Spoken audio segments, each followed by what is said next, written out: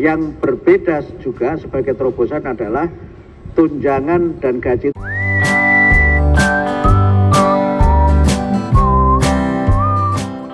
Terima kasih rekan-rekan media. Alhamdulillah baru saja kami diterima oleh Bapak Presiden dan mendapatkan arahan langsung dari beliau terkait dengan program-program prioritas yang diamanahkan kepada kami, Menteri Pendidikan Dasar dan Menengah. Tadi kami didampingi oleh Bapak Menteri Sekretaris Negara dan Bapak Seskap. Dan arahan beliau terkait dengan bagaimana kami dapat terus melanjutkan peningkatan kualitas pendidikan, terutama program prioritas beliau. Yang pertama adalah untuk revitalisasi sekolah. Tadi kami sampaikan kepada beliau bahwa revitalisasi sekolah tahun 2025 telah terlaksana 100% untuk 16.167 satuan pendidikan di seluruh Indonesia. Dan tahun ini kami dengan anggaran yang sudah disetujui DPR 14 triliun itu mengalokasikan untuk 11.744 satuan pendidikan, dan insya Allah akan ada tambahan 60.000 satuan pendidikan, sehingga tahun ini kami akan melakukan revitalisasi untuk 71.744 satuan pendidikan di seluruh Indonesia, semua jenjang mulai dari taman kanak-kanak sampai dengan tingkat SLTA. Kami sampaikan juga bahwa program revitalisasi ini tidak hanya berkaitan dengan peningkatan mutu pendidikan, tapi juga dari penelitian kami juga berdampak terhadap ekonomi.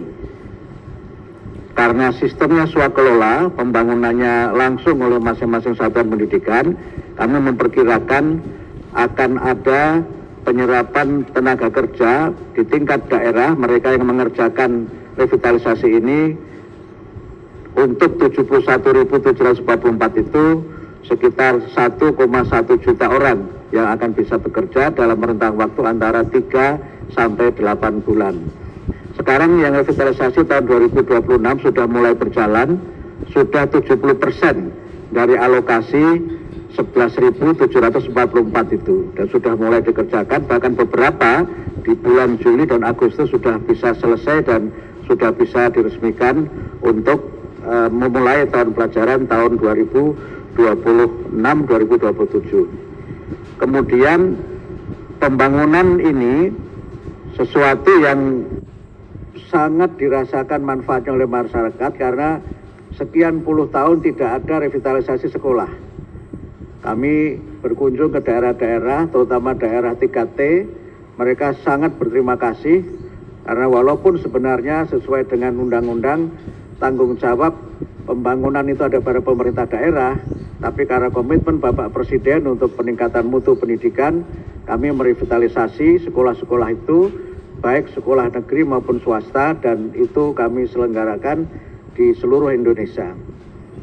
Kemudian yang kedua, kami tadi menyampaikan kepada Bapak Presiden sesuai arahan beliau untuk penyelenggaraan sekolah nasional terintegrasi.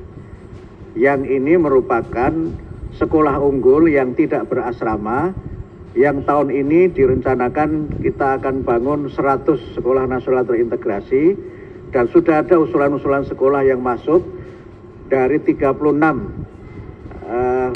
yang sudah kami seleksi, dan tahun ini nanti akan kami mulai, insya Allah 5 itu kami buka di balai-balai yang dimiliki oleh Kementerian Pendidikan Dasar dan Menengah, kemudian ada 1 yang di IKN, dan kemudian 9 yang nanti kita bangun baru di daerah yang sudah diseleksi. Pak Mensesnek nanti bisa menyampaikan terkait dengan proses seleksi itu. Kemudian untuk kesejahteraan guru, kami ingin tegaskan sekali lagi bahwa sesuai komitmen Bapak Presiden, tunjangan guru sekali lagi sudah dinaikkan dari yang guru non ASN, tunjangannya dinaikkan dari 1,5 juta menjadi 2 juta, dan kemudian guru ASN tunjangannya sebesar gaji pokok. Yang berbeda juga sebagai terobosan adalah tunjangan dan gaji itu ditransfer langsung ke rekening guru setiap bulan. Nah, ini yang membedakan dengan kebijakan sebelumnya, dan ini menunjukkan komitmen Bapak Presiden untuk bagaimana proses birokrasi yang tidak birokratis dan agar guru dapat mendapatkan manfaat langsung dari transfer tunjangan yang ke rekening guru setiap bulan.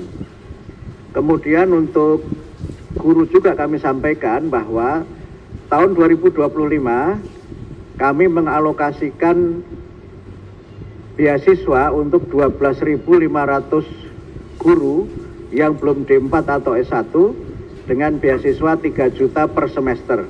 Program ini sudah berjalan dengan sistem RPL, sudah masuk semester kedua, dan insya Allah sebagian akan bisa diwisuda pada tahun ini. Kami rencanakan kalau nanti sudah selesai semua yang 12.500, kami harapkan nanti kami mohon tadi kepada Bapak Presiden untuk dapat mewisuda 12.500 guru yang mendapatkan beasiswa S1 dengan sistem RPL. Nah, tahun ini kami mengalokasikan beasiswa untuk guru yang belum D4 atau S1 sebanyak 150.000 guru dengan nominal beasiswa sama dengan yang tahun 2025, 3 juta per semester. Dan sekarang masih proses pendaftaran karena kami masih terus menunggu para guru untuk dapat mengikuti program ini.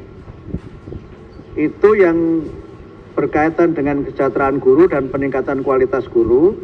Kemudian terkait dengan MBG, kami tegaskan bahwa MBG ini merupakan bagian dari program kami, yaitu 7 kebiasaan Indonesia hebat. Bangun pagi, beribadah, berolahraga, makan sehat bergizi, gemar belajar, bermasyarakat, dan tidur cepat. Jadi kami menjadikan MBG sebagai bagian dari penguatan pendidikan karakter. Sudah kami terbitkan modul-modulnya, dan sudah ada penelitian dari UI dan lembaga yang lainnya yang menunjukkan dampak positif MBG terhadap peningkatan motivasi belajar, kehadiran di sekolah, dan juga terhadap capaian akademik. Dan karena itu kami juga menyampaikan per 10 Juni sudah 80,7% murid yang sudah mendapatkan MBG. Jadi dari 53 juta sekian guru, 43 juta sekiannya sudah menerima MBG, dan mereka menyatakan MBG terus dilanjutkan karena dampaknya sangat positif, baik dalam hubungannya dengan tingkat kehadiran di sekolah maupun dalam hubungannya dengan motivasi belajar dan juga prestasi akademik. Kami kira itu yang dapat kami sampaikan terkait dengan pertemuan kami dengan Bapak Presiden dan arahan-arahan beliau yang berkaitan dengan peningkatan mutu pendidikan melalui revitalisasi. Kemudian IFP, mohon maaf kami tambahkan, Interactive Flat Panel tahun 2025 kami distribusikan untuk 288.865 IFP ke satuan pendidikan di seluruh Indonesia. Sekarang sudah digunakan dan sudah ada penelitian yang menunjukkan dampak IFP terhadap kualitas pembelajaran dan juga terhadap motivasi belajar.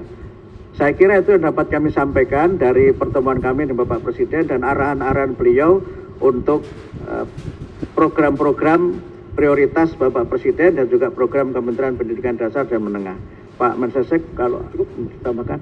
Saya kira demikian dapat kami sampaikan. Terima kasih pada teman-teman media semuanya. Sebelum lanjut, kami menyampaikan kabar baik bahwa telah rilis produk digital terbaru kami, yaitu 200 template PowerPoint siap pakai untuk guru. Guru-guru kan sering tuh butuh PowerPoint untuk memaparkan materi di kelas. Namun kadang bingung karena PowerPoint-nya kurang menarik, flat, dan tidak variatif. Nah, 200 template PowerPoint siap pakai ini akan membantu guru-guru sehingga Bapak Ibu tidak perlu mendesain dari awal, sudah ada template-nya, tinggal Bapak Ibu sesuaikan.